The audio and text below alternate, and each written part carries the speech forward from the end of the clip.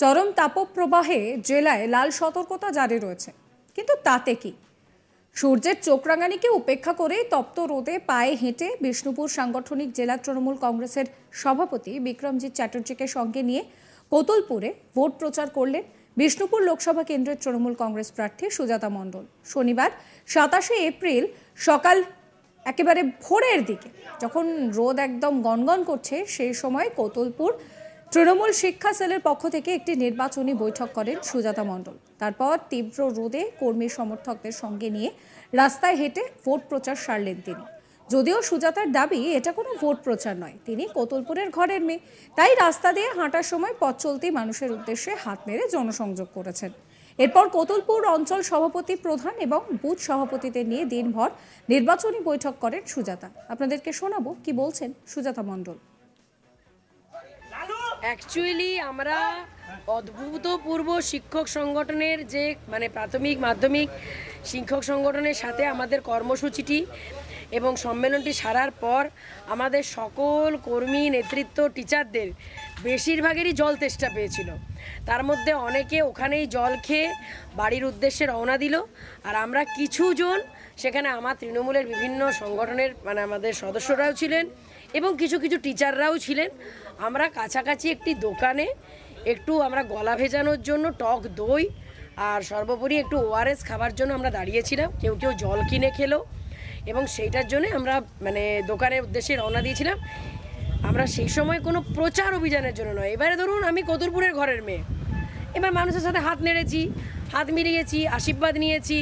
এইভাবে আমরা কয়েকজন মিলে 40-50 জন মিলে আমরা একটু জল খেতে যাচ্ছিলাম দোকানে। সেভাবেই আমরা এখন পার্টি অফিসে এসেছি। পার্টি অফিসে আমরা একটু সাংগঠনিক বক্তব্য বা সাংগঠনিক আমরা মিটিং করব বিভিন্ন অঞ্চল ওয়াইজ, সেই জন্য এখন এসেছি। তো আজকে প্রচার কর্মসূচি সেটা প্রধান হচ্ছে আমাদের শিক্ষক সংগঠনকে নিয়ে মিটিং। তারা খুবই চাইছিলেন প্রার্থীর সাথে একবার সামনাসামনি আসার জন্য, সেটা হলো। তারপরে আমরা জলযোগের উদ্দেশ্যে দোকানে রওনা দিয়েছিলাম, সেই জন্য কিছু মানুষ এলো, আর বাকিরা অনেকেই ওখানেই যে লজটিতে হলো সেখানেই জলের ব্যবস্থা নিয়ে তারা বাড়ির উদ্দেশ্যে রওনা দিলেন, কারণ তারা আবার 4টে থেকে নিজ নিজ অঞ্চলে ডোর টু ডোর ক্যাম্পেনিংয়ে বেরোবেন। হাফ সেঞ্চুরি করেছে তাপমাত্রা, এই হাফ সেঞ্চুরির মধ্য দিয়ে কীভাবে প্রচার সারছে? প্রতিটা দিন তো আজকে টিকিট ডিক্লেয়ার হয়েছে 10 মার্চ, আর তারপরে আজকে হচ্ছে 27শে এপ্রিল। আজকে 47টা দিন, একটা দিনও বাড়িতে না থেকে বিষ্ণুপুর লোকসভার প্রত্যেকটা অঞ্চলে কোনো না কোনো ব্লকে আমি প্রত্যেক দিন এই 45 ডিগ্রি সেন্টিগ্রেডে আমি ছুটে বেড়াচ্ছি। তার সঙ্গে আমার কর্মীরা রয়েছে, আমার মা দিদিরা রয়েছেন এবং সর্বোপরি আমার বিভিন্ন নেতৃত্বরা রয়েছেন। সেটা আপনি ব্লক বলুন, জেলা বলুন, অঞ্চল বলুন, বুথ বলুন, আর মানুষের সমর্থন রয়েছে। তাই চেষ্টা করছি নিজের শরীরটাকে এবং আমার কর্মীদের নেতৃত্বের শরীরটা ভালো থাকুক, ঈশ্বর ভালো রাখুক, আমাদের সুস্থ রাখুক। আর মানুষের সমর্থন যেভাবে পাচ্ছি তাতে এই প্রচণ্ড তীব্র দাবদাহ কোথাও যেন হার মেনে যাচ্ছে। এ নিয়ে আমার কলিগ নির্ভীকের একটি রিপোর্ট দেখাবো। জয় উঠেছে মল্লগড় বিষ্ণুপুরের ভোট যুদ্ধ, আর এই বিষ্ণুপুর লোকসভাতে এবারে লড়াইটা যেন শিয়ানে শিয়ানে। ভোট পর্ব সম্পন্ন হতে এখনো বেশ কয়েকদিন বাকি থাকলেও প্রচারের ময়দানে খামতি রাখতে চাইছে না কোনো পক্ষই। ভোট পর্ব সম্পন্ন হতে এখানে বাকি এখনো 1 মাস। এই 1 মাস থাকলেও প্রচার যেন তুঙ্গে। গতকাল বিষ্ণুপুর লোকসভা কেন্দ্রের অন্তর্গত কোতুলপুরে তপ্ত রোদ, প্রায় গ্রীষ্মের এই প্রখর দাবদাহ 43 ডিগ্রি 44 ডিগ্রি তাপমাত্রাকে উপেক্ষা করে প্রচার চালালেন বিষ্ণুপুর লোকসভা কেন্দ্রের তৃণমূল কংগ্রেসের প্রার্থী সুজাতা মণ্ডল। তিনি কোতুলপুর বাজারে দলীয় কর্মী সমর্থকদেরকে সাথে নিয়ে পায়ে হেঁটে কিন্তু প্রচার চালালেন। দেখা গেছে এর আগে 2019 সালে যখন তিনি সৌমিত্র বাবুর হয়ে প্রচার সেরেছিলেন, কারণ আইনি জটিলতার জন্য সৌমিত্র বাবু বিষ্ণুপুর লোকসভা কেন্দ্রে প্রবেশ করতে পারেননি। সেই সময়ও পরিস্থিতি প্রায় একই ছিল।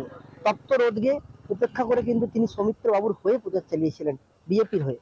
এবারে সমীকরণটা আলাদা, এবারে তিনি তৃণমূল কংগ্রেসের প্রার্থী। এইবারেও লড়াইটা যেন একই। দেখা গেছে যে এই বাঁকুড়া জেলা, লালমাটির বাঁকুড়া জেলা, যেখানে তাপমাত্রা ইতিমধ্যেই কিন্তু 45 ছুঁয়েছে, এর মধ্যেই কিন্তু হ্যাসপ্যাস করছে সারা বাঁকুড়াবাসী। তার মধ্যেখানেই ভোট, আর ভোট যেন বড়ই বালাই। তাই ভোটে জিততে কোনোভাবেই প্রতিপক্ষকে একটু জায়গা ছাড়তে নারাজ কোনো শিবির। তাই শিয়ানে শিয়ানে প্রচার চলছে। গ্রীষ্মের এই রোদকে উপেক্ষা করে কিন্তু প্রচার চালাচ্ছেন বিভিন্ন দলের প্রার্থীরা। এখন এই সবকে উপেক্ষা করে আগামী 4ঠা জুন এই লোকসভা কেন্দ্র থেকে শেষ হাসিটা কে হাসে তার দিকে মুখিয়ে সমস্ত আমজনতা। অবশ্যই তীব্র দাবদাহের মধ্যে ভোট প্রচারে বেশ সাবলীল সুজাতা।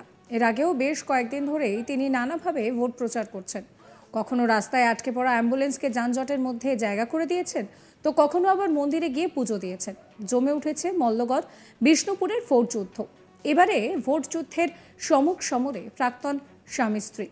ভোট পর্ব সম্পন্ন হতে এখনো মাঝখানে বাকি থাকলেও ভোট প্রচারের ময়দানে কেউ কাউকে এক চুল জমি ছাড়ছে না। আর দিন যতই এগিয়ে আসছে ততই যেন নিত্য নতুন অভিনবত্ব সামনে আসছে। কখনো সুজাতা ব্যাট হাতে ক্রিকেট খেলছেন, চুল কাটছেন, তো কখনো আবার তিনি চপ ভাজছেন। আবার কখনো দেখা গিয়েছে তাকে মাছ ধরার ভূমিকায়। মঙ্গলবার 23শে এপ্রিল বিষ্ণুপুর লোকসভা কেন্দ্রের অন্তর্গত রামসাগরে গিয়ে তিনি পুকুরের জাল ফেলে সেখানে জালে উঠে আসে দুখানা মাছ। ভাবুন, ভোট যেন বড় বালাই। আরে ভোটে জিততেই তো এই অভিনব পন্থা অবলম্বন। পরে সুজাতা সাংবাদিকদের মুখোমুখি হয়ে জানান, বিষ্ণুপুর লোকসভার যে 7টি বিধানসভা রয়েছে সেখানে বিজেপি রীতিমতন কিন্তু কোনো রকম কোনো চিহ্নই বিজেপির থাকবে না। বিজেপি এক প্রকার নিশ্চিহ্ন হয়ে যাবে, সেই কথাই বলছেন তিনি। কি বলছেন সুজাতা, শোনাবো। আমার জীবনের একটা নতুন অভিজ্ঞতা, দুর্দান্ত অভিজ্ঞতা। আমাকে আজকে দীর্ঘদিন ধরে সবাই বলছিল যে আমি যেহেতু বাঁকুড়া জেলা পরিষদে মৎস্য এবং প্রাণী সম্পদ দপ্তরের কর্মাধ্যক্ষ, তাই আমাকেই আমার এই রামসাগরের মানুষরা বহুদিন ধরে বলছিল, দিদি এসো আর মাছ ধরে একদম আমরা চলো মাছ খাবো। আজকে আমি প্রচারে এসেছি ওনার এই রামসাগরে, সেখানে একাধিক পুকুরে জাল ফেলছি আর মাছ উঠছে। এই যে দেখছেন জোড়া দুটি বড় মাছ, একবার জাল টেনেছি আর এত জাল ভারী হয়ে মাছ উঠেছে, তার মধ্যে এই 3 থেকে 4 কিলো ওজনের মাছ। দেখুন আমি ওকে ক্যামেরা ভাবে ধরেছি, জানেন ও তো ছোট এখনো, ধরুন তো আরো একটু বড় হতো, তো ওর যাতে শ্বাস নিতে কষ্ট না হয় ওই জন্য আমি মুখটা ধরিনি, ওর হাঁ করিয়ে রেখেছি। তো আমি একটা কথাই বলছি, আমি দুটো গানের লাইনের মাধ্যমে বলতে চাই, দেখো পাড়া পড়শিতে কেমন। সুজাতার এই কর্মকাণ্ডকে কটাক্ষ করেছেন সৌমিত্র খা। কি বলছেন তিনি, শোনাবো। অভূতপূর্ব।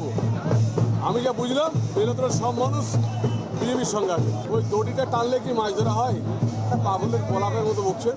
রামসাগরে আমাদের অমরদা আছেন, তিনি ওখানে মানুষের সঙ্গে দীর্ঘদিনের সম্পর্কে জড়িয়ে আছেন, মানুষের সঙ্গে সম্পর্ক আছে। এইসব ধরনের পাগলামি কথা বললে তো আর মানুষ মেনে নেয় না। আরে নোটাঙ্কি, আর কিচ্ছু না। এটা সত্যি কথা বলতে একটা কথা, দেখুন আমরা বেলাতলের ঐতিহ্য আমরা ভুলতে বসেছি। জামিনীরাই এই চিত্রশিল্পী, আমরা মহারাজা বীরাম্বিকেও। সাবস্ক্রাইব করবেন চ্যানেলটিকে।